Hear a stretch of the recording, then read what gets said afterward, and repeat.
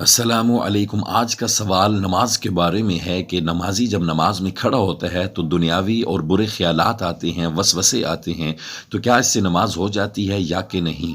اور اگر نمازی بچنا چاہے دنیاوی وسوسوں سے، دنیاوی خیالات سے، تو کیسے بچے؟ علماء، فقہاء اور مفتیان کرام نے ایک طریقہ یہ بتایا ہے کہ جب آپ نماز شروع کرنے لگیں تو مسجد میں دو زانو ہو کر تحیات کی حالت میں آپ بیٹھ جائیں اور بائیں طرف منہ کر کے آپ تھو تھو کریں، جس میں تھوک بھی نہ نکلے اور آواز بھی پیدا نہ ہو، کسی کو خلل نہ آئے، اور پھر بائیں طرف منہ کر کے استغفر اللہ پڑھیں اور لا حول ولا قوت الا باللہ پڑھیں اور اعوذ باللہ من الشیطان الرجیم، یہ تینوں چیزیں تین بار پڑھیں تو انشاءاللہ نماز میں دنیاوی خیالات سے بچت ہوگی۔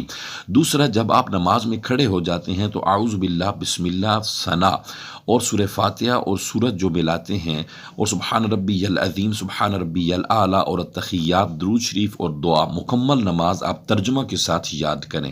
جب آپ کو مکمل نماز ترجمہ کے ساتھ یاد ہوگی تو جب آپ نماز میں کھڑے ہوتے ہیں تو آپ کی جب ترجمے پر دھیان ہوگا، توجہ ہوگی، تو آپ کو پتہ ہوگا کہ ہم اللہ سے ہم کلام ہو رہے ہیں، اس کی حضور کون سی عجزی پیش کر رہے ہیں، تو انشاءاللہ ترجمے پر دھیان کی وجہ سے وسوسوں سے بچت ہوگی۔ اور نماز میں دنیاوی خیالات اور وسوسوں سے بچنے کے لیے تیسرا، ہر علماء یہ بیان فرماتے ہیں کہ جب آپ قیام کی حالت میں کھڑے ہوتے ہیں اس وقت آپ کی نگاہ سجدہ گاہ پر ہونی چاہیے۔